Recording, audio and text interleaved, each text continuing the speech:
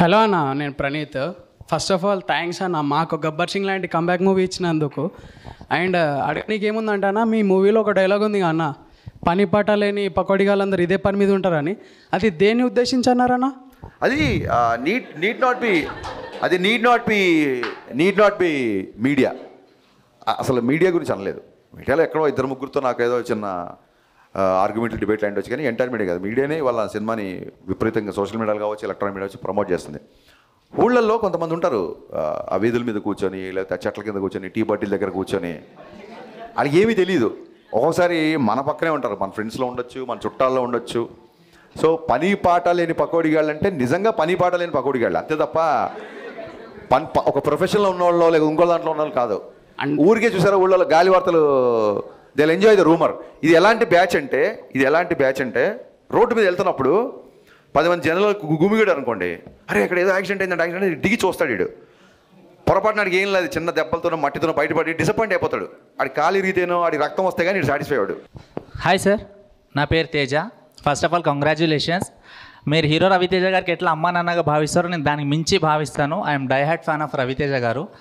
So ఒక్క విషయం ఆడియన్స్కి చెప్పిన తర్వాత మీకు క్వశ్చన్ అడుగుతాను sir.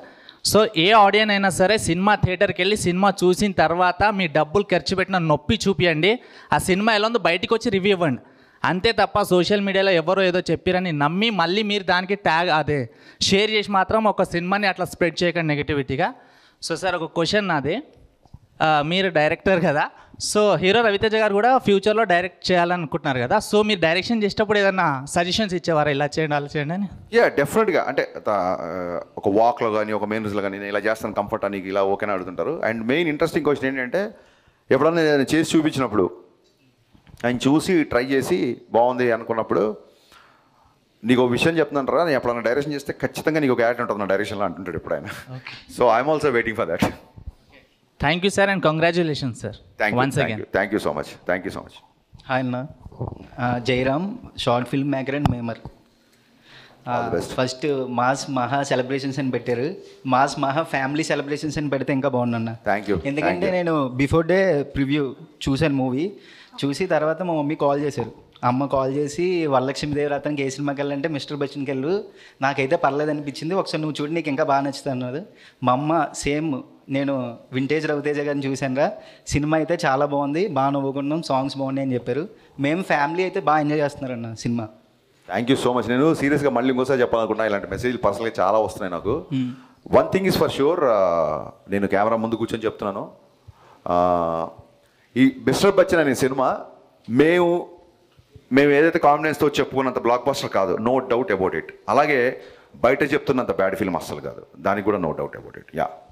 Next September 2 Gabbar Singh release అవుతుంది, మీరు సంధ్యాకి వస్తారా? సెప్టెంబర్ 2 రిలీజ్ చేస్తున్నారు కదా. సస్పెన్స్, ఏ థియేటర్కి వస్తాను సస్పెన్స్ చెప్తాను.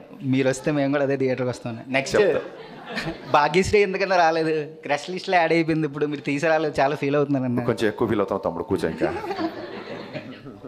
Hello sir, huge fan of you. Premiere షోకి వెళ్ళి మరి నేను మూవీ చూసాను, it was amazing.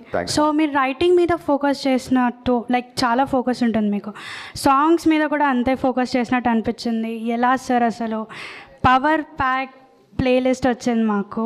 Thank you so much అమ్మా, థ్యాంక్ యూ సో మచ్. అంటే చిన్నప్పటి నుంచి నాకు పాటలు అంటే బాగా ఇష్టము.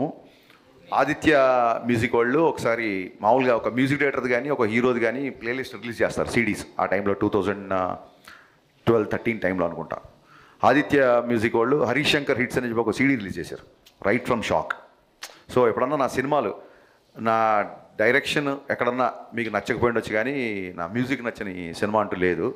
So I'm very much passionate about songs and lyrics. So కుదిరింది. అట్ ద సేమ్ టైం ఇందాక చెప్పినట్టు, ఇప్పుడు బయట రాసే యాటిట్యూడ్ డైలాగ్స్ అవ్వచ్చు, ఇప్పుడు తిక్కుంది లెక్కుంది అవ్వచ్చు, ఇంకోటి అవ్వచ్చు, ఇవి ఈజీగా యూత్కి క్యాచ్ అవుతుంటాయి, కుర్రోళ్ళందరూ ఇవి పోస్ట్ చేస్తుంటారు.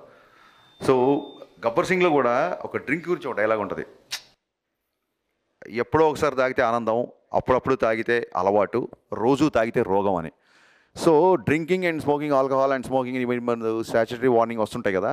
దీనికంటే ముందే నేను సినిమాలోనే పవన్ కళ్యాణ్ గారు లాంటి పవర్ఫుల్ హీరోతో డైలాగ్ చెప్పించాను డ్రింకింగ్ గురించి. It went unnoticed. ఎక్కడో కొంతమంది రాశారు తప్ప ఇట్ వెంట్ అన్నోటిస్డ్.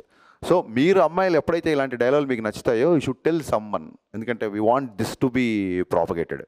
డీజేలో కూడా కోడలతో ప్రాబ్లం వచ్చినప్పుడు హీరో గారు ఒక డైలాగ్ అంటారు, మీరు అత్తా కోడలుగా ఉన్నంతకాలం మీరు అత్తా మామూలుగా ఉన్నంతకాలం అమ్మాయి కోడలుగానే కనపడుతుంది, మీరు కనుక అమ్మా నాన్నలుగా చూస్తే అమ్మాయిలో కూతురు చూస్తారు అని. సో ఇలాంటి డైలాగ్స్ ఒక 16 ఏళ్ళ అమ్మాయి బయటికి వెళ్తుంటే 10 ఏళ్ళ కుర్రోనిచ్చి బయటికి పంపిస్తాడు, అమ్మాయిని ఇలాగ పెంచుతారా అని చెప్పి ఒక డైలాగ్ ఉంటుంది అందులో. సో ఎప్పుడైతే మీలాంటి అమ్మాయిలు ఇలాంటి డైలాగ్స్ 10 మందిలోకి తీసుకెళ్తారో అప్పుడు సినిమా బ్లాక్ బస్టర్ కంటే ఎక్కువ కూడా నేను ఆనందపడతాను. Thank you.